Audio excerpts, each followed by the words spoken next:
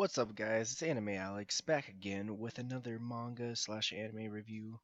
And this time it's going to be on chapter 205 for Black Clover.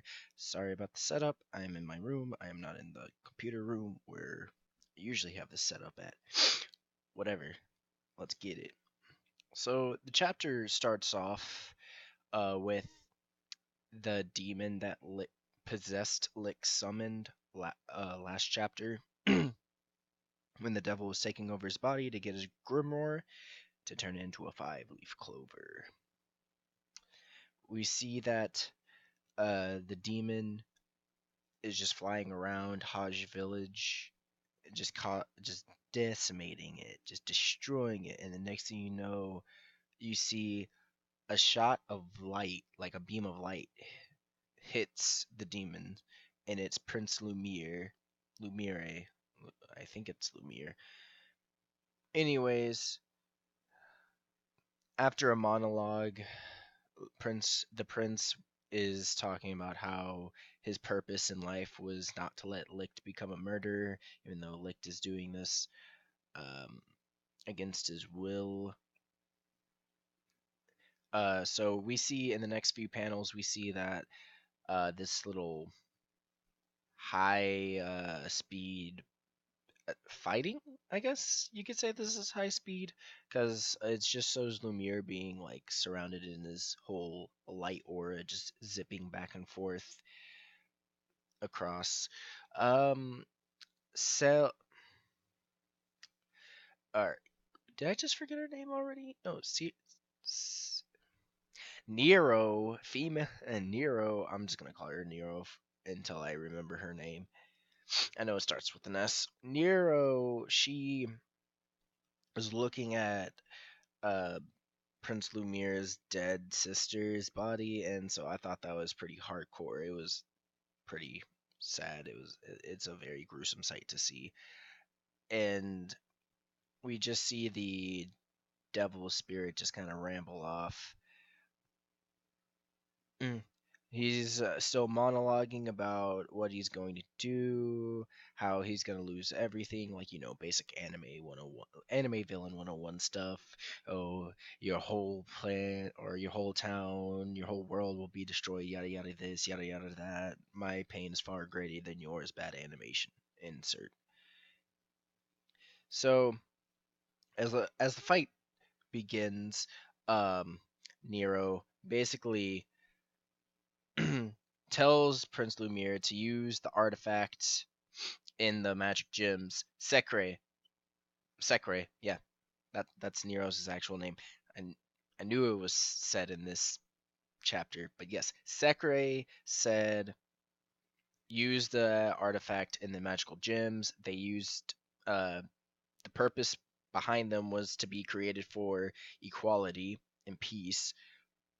So the magic artifact in turns absorbs the magic that is being emitted from the demon. So so what Lumiere does in order to defeat the demon is absorb all of the demon, like all of the demon's magic, until the demon is just a withered husk. So as he stops in his place from getting his magic drained from him, the demon stops in place from getting the magic drained of him. Lumiere basically sheds a tear for Licht. There was a close up saying from Licht saying "do it," and it shows his face looking like he's crying, and he stabs him with the light sword.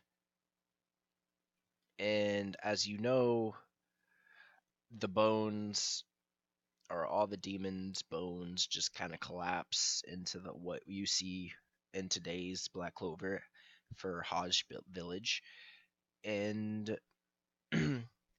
we see the aftermath of the fight, which is the demon. The demon just basically has finally made the black sorry, allergies. The Black Clover. That's the show's name. I did a thing. But yes, he made the five leaf grimoire and turned Lick's grimoire from like to basically I believe this is Asta's grimoire. So of course it turned it darkish black, whatever. It corrupted the grimoire. But Secre, not letting the demon's essence get a hold of that five leaf clover, basically seals him in this eternal prison, which basically puts him in like one of those this cube shaped prison, kind of like Law's Mest when he has your heart in that little cube shaped prison, or like the third Tsuchikage Onoiki's little particle release square that he put Sasuke in. It's kind of like that. And so we see that the prison is like shrinking and shrinking, but uh, Lumiere says that the side effects to this forbidden technique is that she will lose basically her humanity, her human body. Yeah, her human body. And that's how she turns into Nero. The with the sorry about that.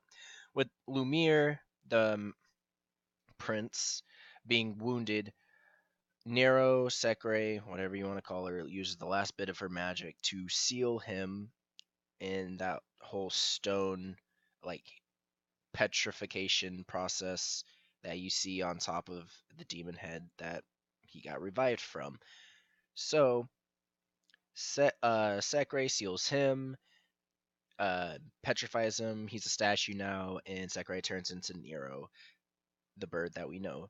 And it is stated that she has been that way for 500 years.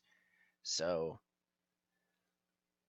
if it took 500 years, so it took 500 years, and I'll get to that after finishing this chapter.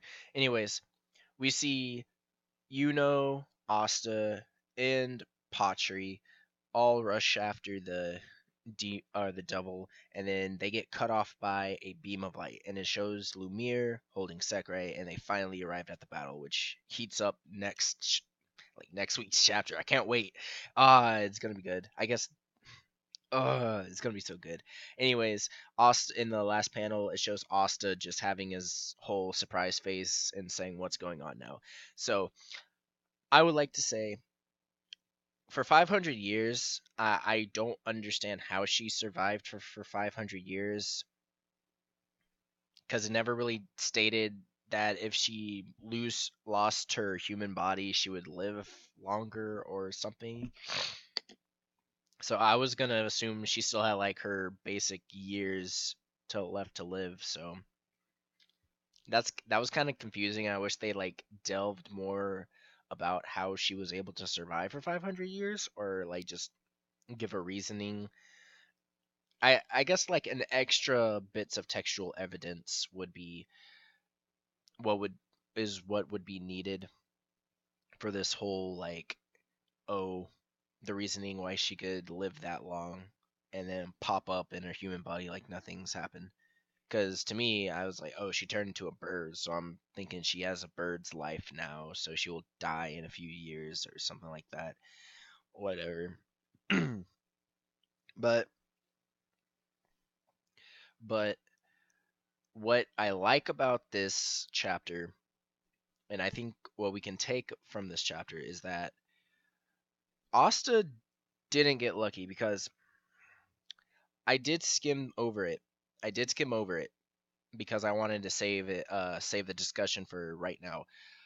When the okay, so when the devil's essence was being shrunk into like the cube, into like this whole prison, he was basically talking about how no matter what day, or he was basically saying, talking about the one day that he will come back. Uh, they'll rue the day and stuff like that. But he also says that even a physical, or gosh, where was it? It was even if someone was so unblessed by mana or magic, they could touch, like, okay, if someone as unblessed by mana were to try to use that for even the most trivial spells, you would not be able to keep your human form from being twisted into something else altogether. So we know that this reasoning here, she probably used this reasoning, or she probably used this spell, this forbidden sealing spell, to protect Asta's grimoire. I'm assuming that's basically, I'm gonna call it Asta's grimoire because that's, I think, a very plausible theory. But I'm assuming that this is Asta's grimoire, and what she did was basically take Lick's. She put a spell which taking Lick's sword magic. Since Lick's sword magic is like, this is Lick's book, right? And so Licht had sword magic when he was alive for his first life. I don't know if he's like fully reincarnated. I think he is. Yeah, he is. So he, for his first life, he had sword magic, and so second, or with the demon king or the devil corrupting, uh, with the devil corrupting the book, it probably turned Lick swords black, because when we see Lick use his swords, it's always kind of like this whitish. Probably it represents light, so it's like this whitish, holyish metal. And so now that the Demon King corrupted it, it turned really black and rusted. And since Secre put the whole seal on the Demon King, or why do I keep on calling it the Demon King? God, I'm so wrapped up in Seven Deadly Sins. When she put the seal on the devil's essence, it probably caused the book to have a reaction, or she also probably sealed the book too, or did something with the magic, or sealed something with the book and made it to where only people unblessed by magic could wield this, like wield the book. So, God, why did I say take so long to say that? So the grimoire obviously can only be wielded by someone who doesn't have magic, as we know. So Nero probably guarding over, as shown, she guarded over for 500 years.